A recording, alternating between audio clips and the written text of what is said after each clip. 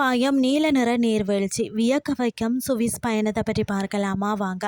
குத்தாலம் அருவியில் குளிச்சது போல இருக்கிறதா என்ற கேள்வியில் தொடங்கும் பாடல் முடிவில் குத்தாலம் அருவியிலே குளிச்சது போல இருக்கிறதா, மனசை மயக்குதா, சுகமும் கூட கிடைக்குது என்று பாசிட்டிவாக முடியும்.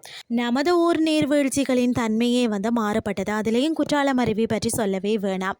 அக்னி வெயில் அனலாய் திகைக்கையில் கூட நீர்வீழ்ச்சிகளை தேடி மக்கள் படையெடுப்பது தான் இயல்பு. இன்று 2 வியத்தகு நீர்வீழ்ச்சிகளை பற்றி பார்க்கலாமா வாங்க. டரமல் பார்க் பால், மற்றது பார்த்தீங்கன்னா ஸ்டவ் பார்க் பால். இந்த அருவிகள் தான் அதாவது பார்த்தீங்கன்னா நடுவே வேறு சில பார்ட்ஸ்களை கொசுராக உண்டு. என்ன நம்மளுடைய இருப்பிடத்தில் இருந்து சுமார் 130 கிலோமீட்டர் தூரம் என்றாலும் நேர்த்தியான சாலைகளும் கட்டுப்பாடான ஓட்டுநர்களும் நாம் கடக்கக்கூடிய சாலை ஓரங்களில் உள்ள ஏரிகளின் எழிலும் பசுமையை போர்த்தியபடி பறந்து உயர்ந்து நிற்க மலை காட்சிகளும் பயணத்தை இனிமையாக்கி விடுகிறதுனே சொல்லலாம். அவ்வளவு தூரத்தை சுமார் 2 மணி நேரத்துக்குள்ளாகவே அடைந்து விட முடிகிறது.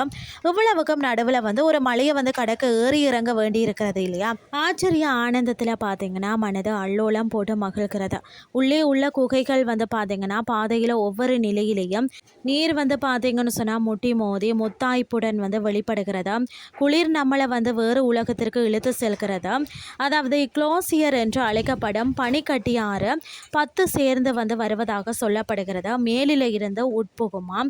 சூரிய ஒளி வெள்ளை தண்ணீரை நீல நிறமாக மாற்றி காட்டுவதும் தெறிக்கும் நீர்த்துளிகளில் பார்த்தீங்கன்னா ரெயின்போ ஏற்படுத்துவதுமாக கதிரவனும் தன் பங்குக்கு விளையாடி நம்மளை மகிழ்விக்கிறார். வினாடிக்கு 20,000 லிட்டர் நீர் கொட்டுவதாக அதாவது விபர பலகை தெரிவிக்க எல்லோரும் நின்று நிதானமாக பேரழக ரசித்தபடி புகைப்படம் எடுத்தபடி வீடியோவில் பதிவிட்டபடி கூட மெல்ல நகர்கிறார்கள் என்று சொல்லலாம். கோ என்ற சபதம் உயர குகையின் உள்ளே சுற்றி வர படிகளின் வழியே இறங்குகையில் வெள்ளை நீர் கால்வாய் வழியாக பாய்ந்தோடுகிறது.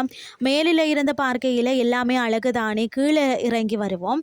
நகரின் கடை தெருவுக்கு சாப்பிட்டுட்டு சற்றே நடந்தீங்கன்னு சொன்னால் ஸ்டவ் பார்க் பால் அழகாக அமைதியாக கொட்டி கொண்டிருக்கிறது. அடிவாரத்தில் அமர்வதற்கு சிறுவர்கள் அமர்ந்து விளையாடவும் சிறு திடலும் உண்டு. முடிந்தவர்கள் மேலேறி சென்று பார்ப்பதும் மற்றவர்கள் மைதானத்தில் அமர்ந்து ரசிப்பதுமாக பொழுது போக்குகிறார்கள். இவை மட்டுமல்லாமல் ஆங்காங்கே பெரிய மலை பாம்புகள் தொங்குவது போல பல அருவிகள் அனாயசமாக கொட்டி கொண்டிருக்கிறதுனே சொல்லலாம். திருநெல்வேலிக்கு அல்வா என்பது போல சுவிட்சர்லாந்து குளிருக்கே மேலும் குளிர் சேர்க்கின்றன இந்த நீர்வீழ்ச்சி. அருவிகளுக்கு சென்று வர நல்ல சாலைகளும் தங்குவதற்கான ஏற்பாடுகளும் தடையற்ற போக்குவரத்தும் தரமான உணவுகளும் பாதுகாப்பான குளியல் வசதிகளும் வேண்டும். கோடை காலங்களில் மக்கள் குவிய ஆரம்பித்து விடுவார்கள். அருவி சுற்றுலா என்றே கூட ஆரம்பிக்கலாம். உரியவர்கள் கவனித்தால் சுற்றுலாவும் தலைக்கும் பொருளாதாரமும் மேம்படும். இன்றைய கிறிஸ்டி உங்களுக்கு பிரயோசனமாக அமைஞ்சிருக்கும்னு சொல்லி நான் நம்புறேன். இதே மாதிரி மற்றொரு கிறிஸ்டின் வேலைக்கு உங்களை சந்திக்கிறேன். நன்றி.